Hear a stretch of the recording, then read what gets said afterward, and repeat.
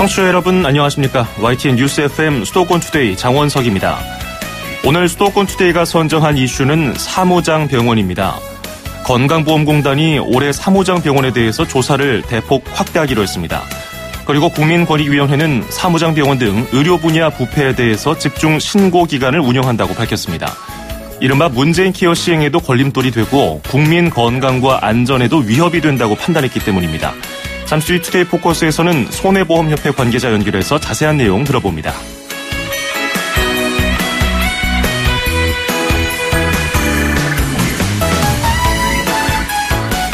오늘 아침 앵커가 뽑은 수도권 뉴스입니다. 인천광역시가 올해 국공립유치원 학급을 30개 확대하는 등 오는 2021년까지 145개 학급을 늘리기로 했습니다. 이로써 만 3세에서 5세 아동의 국공립유치원과 인천형 어린이집 취원 비율은 22.9%에서 38%까지 올라갈 예정입니다. 시 관계자는 인천 역시 출생아 수가 줄고 있는 추세라면서 현재 계획대로라면 정부가 제시한 국공립유치원 취원율 40%를 달성할 수 있을 것이라고 밝혔습니다. 제니퍼 원스와 빌 메들리가 부른 I've had the time of life 띄워드리면서 2018년 2월 14일 수도권 투데이 시작합니다.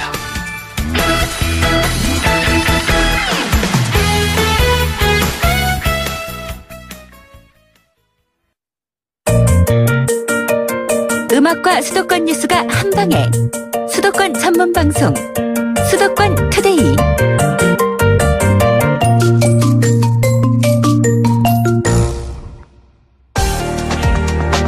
투데이 포커스.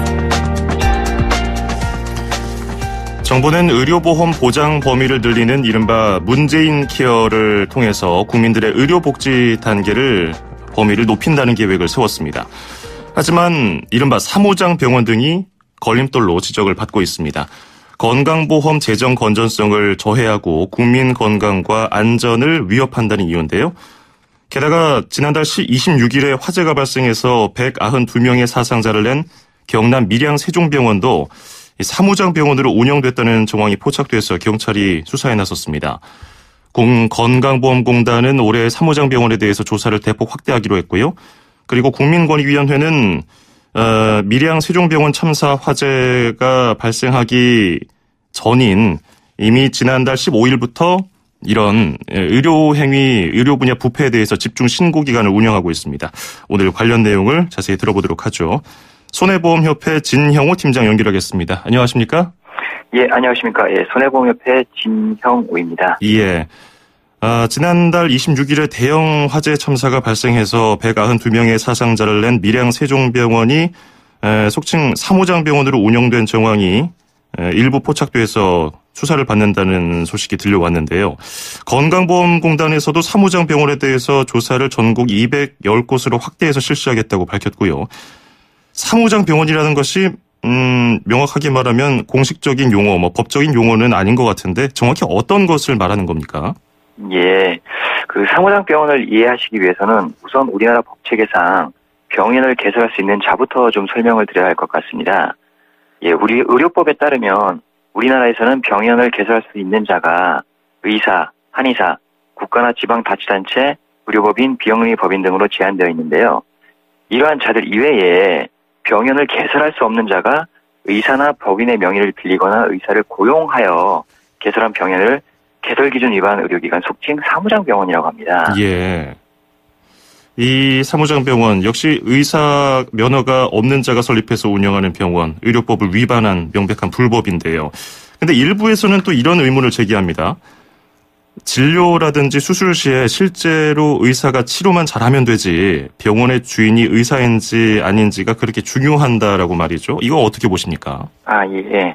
그 단편적으로만 생각하면 그렇게 생각할 수도 있습니다. 그런데 한번 곰곰이 생각해 볼 필요가 있습니다. 왜 의사도 아닌 자가 의사를 고용해서 병원을 운영하라고 할까요? 그건 바로 돈을 벌기 위해서겠죠. 예. 그럼 돈을 벌기 위해서라면 환자의 생명 안전보다도 돈이 먼저가 될 가능성도 있겠죠. 이 의료행위는 사람의 생명을 다루는 행위입니다.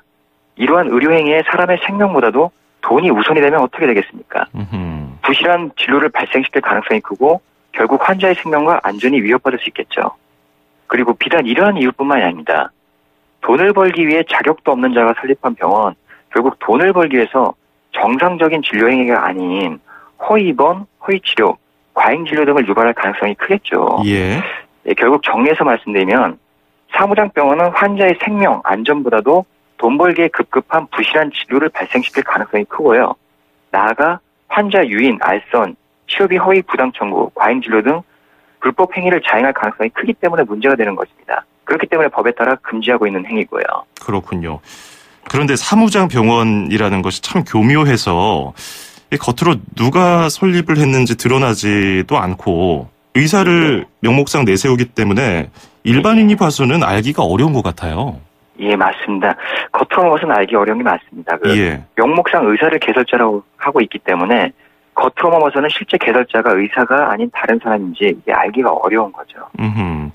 그러면 뭐 내과면 내과, 요양병원이면 요양병원 이런 식으로 뭐 특정한 의료행위 범위라든지 항목이 있는 게 아니면은 어떤 식으로든 설립하고 운영할 수도 있는 건가요? 예, 설명드리겠습니다. 예. 그 병원을 개설할 수 없는 자가 그 개설하고 싶은 병원의 형태에 따라서 예. 그 해당 병원을 개설할 수 있는 자를 전면에 내세워서 병원을 개설하면 되기 때문에 다양한 형태의 사무장 병원이 개설될 수 있습니다.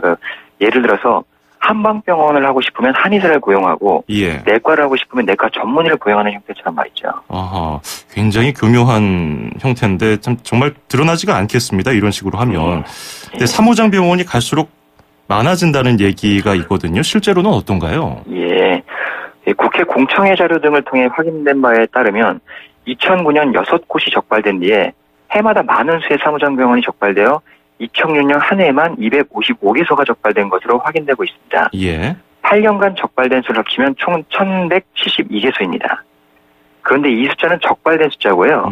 실제 사무장 병원 여부를 외부에서 확인하기 어렵다는 것을 고려하면 현재 더 많은 숫자가 운영되고 있는 것으로 추정할 수 있겠습니다. 예, 적발된 곳만 8년 동안 1,100곳이 넘는군요. 예. 자, 그러면 사무장 병원이 왜 우리 사회를 위협하는지, 보험 재정을 어떤 식으로 갉아먹고 또 위협이 되는지 실제로 예를 몇 가지 들어주시면 이해가 쉬울 것 같습니다. 예, 수사기관 검거 사례를 하나 말씀드리겠습니다. 예. 그 의료인이 아닌 자가 의사를 고용하여 병원을 운영하며 약 7년 동안 국민건강보험공단으로부터 약 58억 원, 민영보험사로부터 약 66억 원 등 도합 124억 원을 편취한 사례가 16년 말 경찰에서 적발되었었습니다. 예.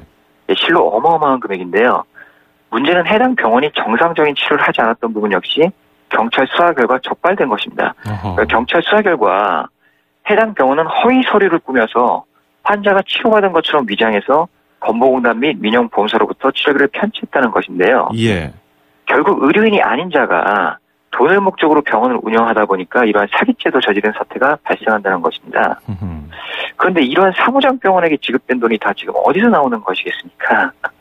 그렇죠. 뭐 보험료 내는 거 거기서 나오는 거겠죠. 예, 맞습니다. 예. 우리 국민분들이 납부하신 건강보험료, 실손보험료 등 아니겠습니까? 예. 예, 결국 사무장 병원의 불법 행위로 인한 피해자는 보험료를 납부하시는 우리 국민분들이신 거죠. 아유, 이런 거 들으면 참 화가 나요. 우리는 선량하게 꼬박꼬박 다 내고 있는데 이런 게 다 이런 식으로 허투루 쓰이고 엉뚱한 곳으로 흘러들어간다고 생각하면 말이죠. 예. 자, 그러면 처벌을 해야 되는데 방금 예를 들어주신 것처럼 사무장 병원으로 병원을 불법 운영한 것이 적발되면 어떤 처벌을 받습니까? 예, 의료법에 따라 5년 이하의 징역이나 5천만 원 이하의 벌금에 처도록 규정되어 있습니다. 예. 그런데 그 사무장 병원의 편취 금액 및 사회적 폐해에 비해서 처벌이 경미한 것 아니냐는 그런 주장도 제기되고 있는 실정입니다. 그러게요. 아까 뭐 몇십억 뭐 이런 몇 백억이 넘는 그런 금액이었는데 5천만 원 이하 벌금이면은 뭐 그에 비해서는 상대적으로 좀 적어 보이긴 합니다만은. 자, 이렇게 난립하는 사무장 병원을 좀 뿌리 뽑아내고 줄줄 새는 보험료를 막기 위해서는 제도 개선이 강력하게 필요할 것으로 보이는데 지금은 어떤 방안이 있습니까? 예, 지금 현재 국회에 발의되어 있는 법안을 살펴보면 예.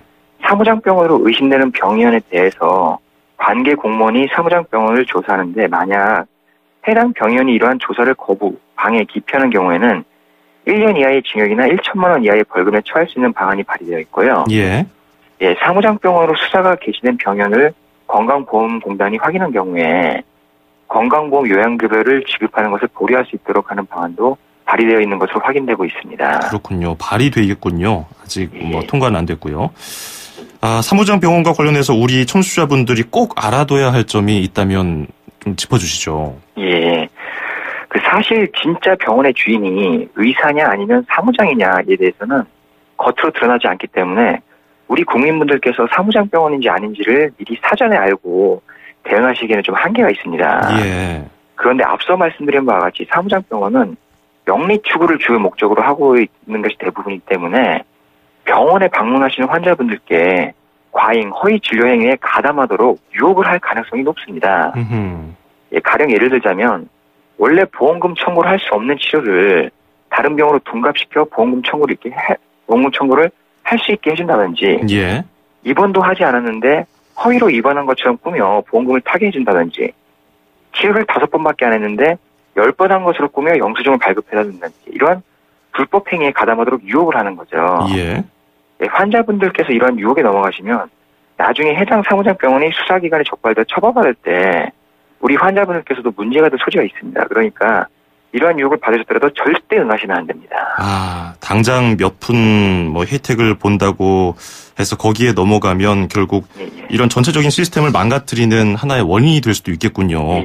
사무장 병원과 관련해서 우리가 꼭 경각심을 갖고 이번에 좀 뿌리 뽑혔으면 좋겠습니다. 오늘 말씀 잘 들었습니다. 고맙습니다. 예, 감사합니다. 네, 지금까지 손해보험협회 진형호 팀장과 이야기를 해봤는데요. 앞서 제가 잠시 설명을 해드렸죠. 국민권익위원회가 사무장 병원을 비롯한 과잉진료, 허위 입원 환자, 보험 사기, 의약품 리베이트 등 이런 의학 분야 부정부패에 대해서 신고를 받고 있습니다. 신고 번호를 제가 알려드릴게요. 정부 대표 민원전화 국민콜 110번 또는 부패 공익 신고 전화 1398번으로 전화하시면 됩니다. 수도권에서 일어나는 모든 소식을 함께합니다. 수도권 투데이. 길에서 보고 듣는 세상, 뉴스에서 접한 궁금한 점들, 운전하면서 겪는 희로애락, 생활 속 이야기를 풀어주세요. 세상 사는 이야기 함께 나눠보는 운수대통, 만사형통, 통통 메시지. 안녕하세요. 여기는 인천 서구 성남동에 있는 강남시장입니다. 저는 강남시장 상인회장 한재호라고 합니다. 강남시장은 지금 젊은 시장을 표방해가지고 지향하려고 하거든요. 시장 오면 재미가 있고 젊은 상인들이 있는 그런 시장입니다. 설이 다음 주라서 청과 야채, 고기 쪽 이런 쪽이 가장 바쁘다고 할 수 있죠. 차례상에 놓고 그렇게 기본적으로 들어가는 것이 몇 개 있는데요. 산자, 약과, 호, 대추, 밤, 꽃감, 조기 이건 기본으로 다 들어가는 거예요. 손님들이 그걸 최고 많이 찾습니다. 구정이 최고 대목이죠. 김영란법이 풀려서 많이 도움이 돼요. 멸치 선물 세트나 김 선물 세트 그런 게 많이 나가요. 아무래도 명절에 꼭 쓸 수 있는 갈비나 국거리, 불고기 이런 종류를 많이 찾고 있습니다. 추석 비해서 물건은 많이 올랐는데 저희는 시장 특성상 올라도 그냥 작년 대비 그대로 판매를 하고 있습니다. 가격을. 그리고 설 연휴 때 온누리 상품권, 전자상품권인데 5만 원, 5만 원, 10만 원 이렇게 발행되고 있습니다. 그거는 일반 카드 사용하듯이 이렇게 사용하시면 되니까 편하게 사용할 수 있습니다. 농협, 새마을금고 이런 데서 다 판매하고 있습니다. 온누리 상품권을 전통시장에서는 다 받고 있으니 많은 이용 당부드리겠습니다. 차례상 준비하는데 전통시장에서 준비를 하시면 과일, 야채, 고기 포함해서 15만 원에서 20만 원 사이면 충분히 가능합니다. 올 설 차례상 준비는 정이 있고 덤이 있는 전통시장에서 준비하세요.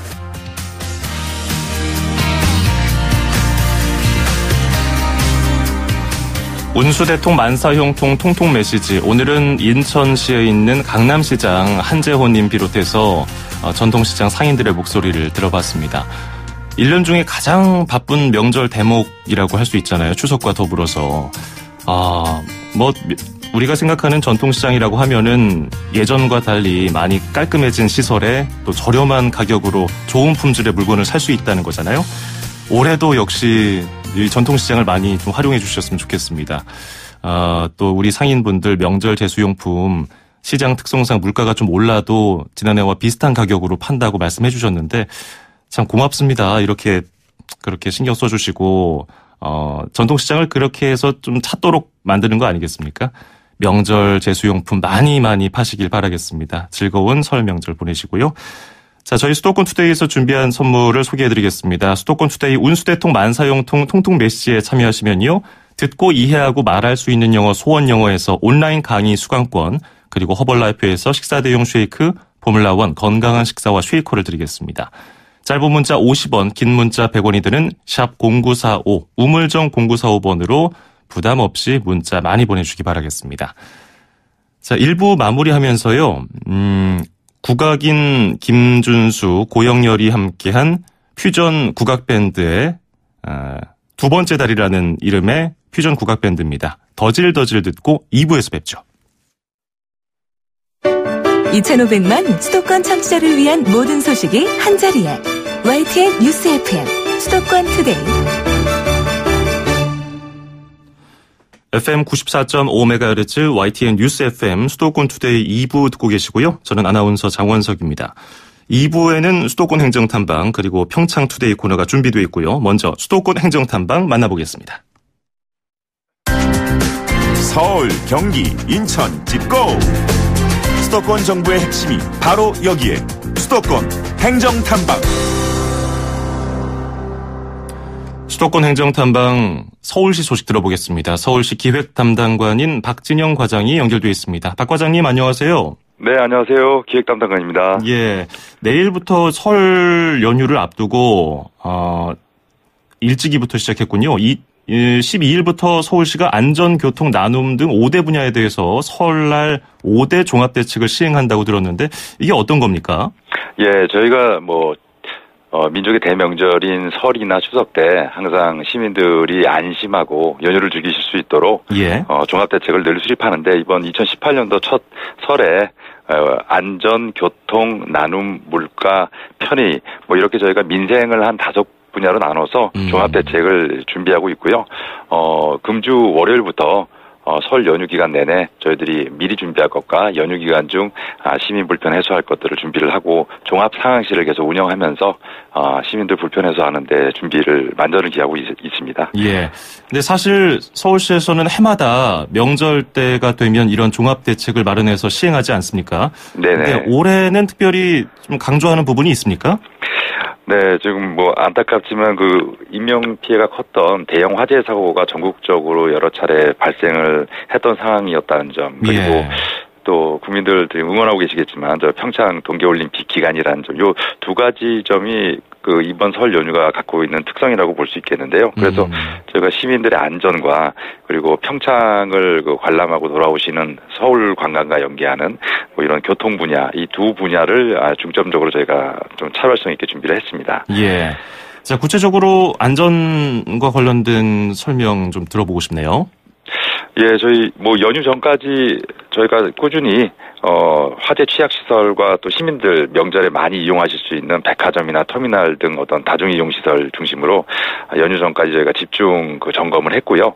또 미리 보완하고 보강할 사항들 조치를 하고 있습니다. 그리고 또 연휴가 시작되는 14일부터 특별 경계 근무를 저희가 실시를 하면서 시민들이 언제든지 조금이라도 우려하실 사항들이 있으면 바로 안심하고 저희가 긴급히 신속히 대응할 수 있도록 체계를 갖췄고요. 교통 분야에 있어서도 지금 서울과 평창을 오가는 우리 서울 시민들 그리고 또 외국인 관광객들이 굉장히 많으실 걸로 예상이 되기 때문에 서울역 등 주요 기차역 주변에 시내버스 막차 시간을 새벽 2시까지 좀 연장 운행을 해서 평창에서 관람을 마치시고 서울로 진입하신 다음에 불편 없이 귀가하실 수 있도록 저희가 준비를 하고 있습니다. 아울러 다들 예상하시는 또 물가 문제 또 청결 대책 이런 것들도 같이 준비를 하고 있습니다. 그러면 방금 말씀하신 물가라든지 시민들 편의를 위한 대책은 뭐가 있는지 또 설명 부탁드리겠습니다. 예, 올겨울 유난히 춥다고 다들 느끼셨을 텐데 이런 한파와 또 올림픽에 따른 수요 증진 때문에 어떤 식료품이라든지 물가들, 외식 물가 같은 것들이 지금 상승하고 있다라는 관측이 있고요. 그래서 여기에 대한 저희 특별 관리에 들어가고 있습니다.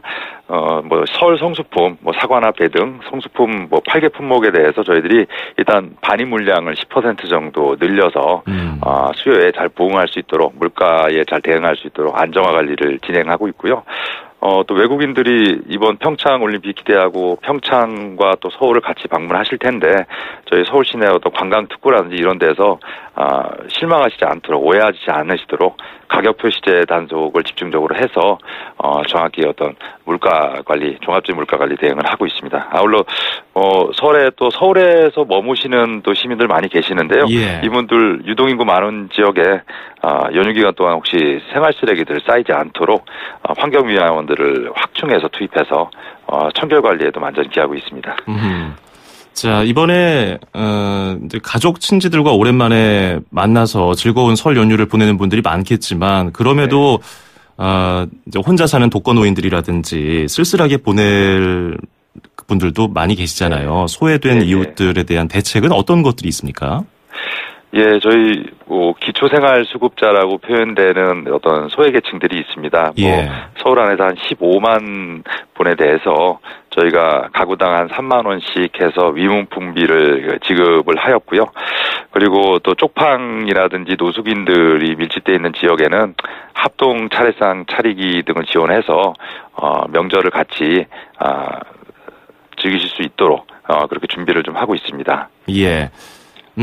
연휴 기간에 서울 시민들이 좀 꼭 알아둬야 될 정보도 몇 가지 있을 것 같아요. 네.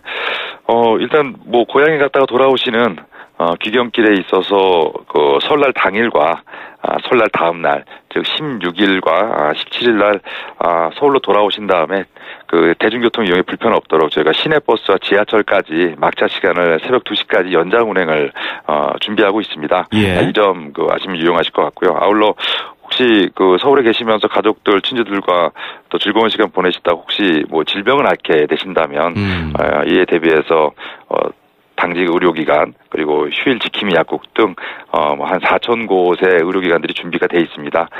뭐 이외로 뭐 생활 쓰레기라든지 각계 뭐 기억하시기 다 어려우신 점 궁금하신 점 있으시면은 저희 120 다산 콜센터에 문의하시면은 저희가 친절히 안내해드리도록 하겠습니다. 예, 알겠습니다. 설 연휴 기간에 문제 없도록 잘 부탁드리겠습니다. 오늘 말씀 잘 들었습니다. 고맙습니다. 네, 감사합니다. 네, 지금까지 서울시 기획 담당관 박진영 과장이었습니다.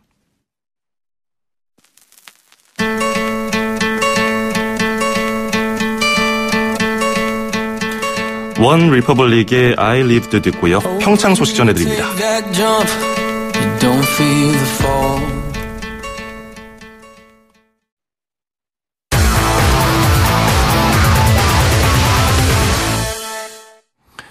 네, 지금 뜨거운 열기가 전해지고 있는 평창 동계올림픽 소식 저희가 또 전해드리도록 하겠습니다. 평창 현지에 나가 있는 이혜리 리포터 전화 연결해 보겠습니다. 이혜리 리포터 안녕하세요. 네, 안녕하세요. 네, 어제는 쇼트트랙 경기장 취재하셨죠? 네, 맞습니다. 예, 경기장 분위기가 TV 중계를 통해서도 굉장히 역동적으로 와닿았었는데 현장에서 본 느낌은 어땠습니까? 현장에서 보는 느낌도 정말 멋있었고요. 네. 그리고 우리나라 선수들이 등장할 때마다 선수들의 이름을 부르면서 다 함께 또 한마음 한뜻으로 응원을 하는데 현장에서 보는 게 더 졸이고 그리고 정말 재밌더라고요. 그렇군요. 그 쇼트트랙 선수들이 얼음을 제치는 속도가 TV로 보는 것보다 더 빠르다고 이렇게 와닿나요? 실제로 보면?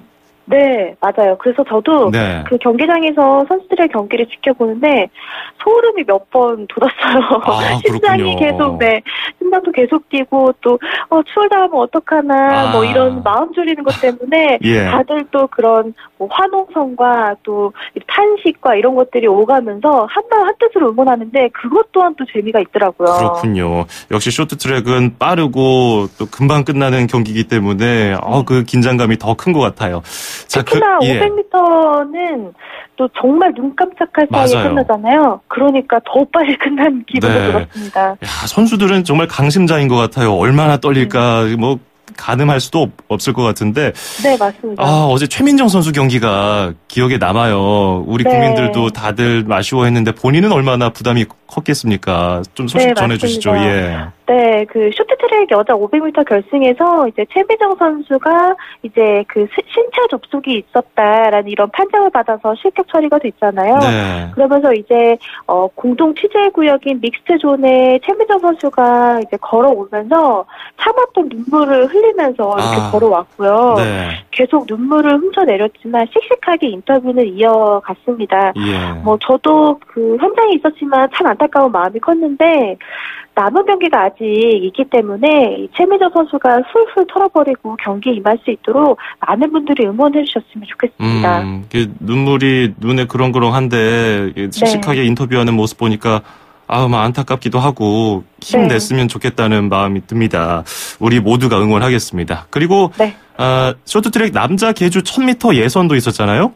네, 이 한국 쇼트트랙 3인방 임효준, 황대현, 서희라 선수가 이 1000m 준결승에 진출했는데요. 네. 이 대한민국 첫 금을 안겨줬던 임효준 선수 맨 뒤에서 선수를 쓱쓱 제치고 앞으로 치고 나오면서 가뿐하게 1위로 진출을 했거든요. 예. 이 경기 후에 인터뷰에서 임효준 선수를 만나서 얘기를 들어봤는데 어제 경기는 마음을 비웠다고 하더라고요.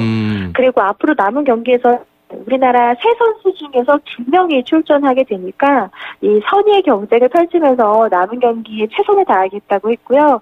이 남자 1000m 준준결승은 오는 17일에 열립니다. 네, 사실 4년 전 러시아 소치 올림픽에서 남자 쇼트트랙 선수들이 메달을 하나도 따지 못해서 얼마나 부담이 컸겠어요. 네, 이번에는 맞아요. 좋은 성과 내기를 기대하겠습니다. 그리고 쇼트트랙 남자 5000m 계주 예선도 거뜬하게 통과를 했죠. 네, 그 5000m의 경우에는 그야말로 정말 치열했거든요. 네. 한국은 또 6분 34초 510으로 올림픽 신기록을 달성했는데 요즘 그 가수 중에 방탄소년단이라는 그룹이 참 인기가 많잖아요. 그렇죠, BTS, 예. 네, 그런데 이 남자 쇼트트랙 대표팀을 얼음 위에서 탄다라고 해서 빙탄소년단 이렇게 부르는 또 기사도 있었습니다. 그래요, 예. 네, 다들 컨디션도 좋았고 또 가균기 선수도 만나서 이야기를 나눠봤는데 앞으로 더 잘할 거니까 지켜봐 달라 이렇게 얘기를 했습니다. 오랜만에 우리 빙탄소년단 남자 쇼트트랙 남자 계주에서도 메달 소식 들려줬으면 좋겠습니다. 예, 너무나 든든합니다. 좋은 결과 기대하겠습니다. 자, 그리고 또 반가운 소식이 있었는데 서구 네덜란드 같은 서양 선수들이 강세를 보이던 종목이잖아요. 스피드 스케이팅 남자 1500m. 우리 에이스 김민석 선수가 아시아 선수로서는 처음으로 메달을 땄어요. 네, 정말 깜짝 동메달을 국민들에게 안겼는데요. 네. 이 기록 1500m 경기가 1분 44초 93으로 결승선을 통과를 했는데 이 기록이 아시아 최초이기도 합니다. 사실 이 김민석 선수가 700m를 지나고 정말 많이 힘들었대요. 예. 그런데 경기장에서 자신의 이름을 부르는 소리가 계속해서 들렸고 이 소리를 들으면서 더욱더 힘을 냈다고 합니다. 아하. 아무래도 이 관중들의 응원이 김민석 선수에게 정말 큰 힘이 됐다고 볼 수 있는데요. 그리고 김민석 선수의 발을 포착한 사진이 화제가 되고 있어요. 예. 김민석 선수의 발을 보니까 정말 물집이 가득 잡혔고 또 발등이 두껍고 볼이 넓은 이 장사의 발을 가졌더라고요. 예. 그리고 김민석 선수가 사실 단거리에도 집중해서 할 수 있지만 이 중장거리를 고집한 이유가 후반부에 가면 갈수록 승부를 뒤집을 수 있으니까 그 매력 때문에 이렇게 중장거리를 고집한다고 합니다. 그리고 이승훈 선수가 평소에 김민석 선수가 자신의 뒤를 이을 거다 이렇게 호언장담을 했었거든요. 예. 그런데 이번 경기를 통해서 확실하게 김민석 선수의 실력을 입증시켰는데 사실 나이가 18세거든요. 어리더라고요. 네, 19살인데 4년 뒤에 올리는 올림픽에서도 또 다른 소식도 기대해 볼 수 있겠더라고요. 예, 앞으로 한 10년 넘도록 또 계속 이런 좋은 성적 내주면은 좋겠네요. 네. 참 축하합니다. 자, 그리고 우리 김동우 선수 얘기도 잠깐 해보죠. 26년 동안 올림픽 종목에서 우리나라 선수 완주가 없었던 알파인 스키잖아요. 네, 맞습니다. 사실 이 김동우 선수 경기 보면서 많은 분들이 올림픽 정신에 맞는 그런 경기였다. 그런 경기를 펼쳤다. 이렇게 얘기를 하는데요. 예. 아무래도 26년 만에 올림픽 활강 코스를 만들게 했기 때문에 이런 부분에서 이 경기가 또 많은 분들에게 또 기억에 남지 않았을까 싶습니다. 네, 알겠습니다. 오늘 평창 소식도 잘 들었고요. 앞으로도 또 활발한 취재 부탁드리겠습니다. 네, 고맙습니다. 네, 고맙습니다. 지금까지 동계올림픽이 개최되는 평창 현지에서 이혜리 리포터였습니다.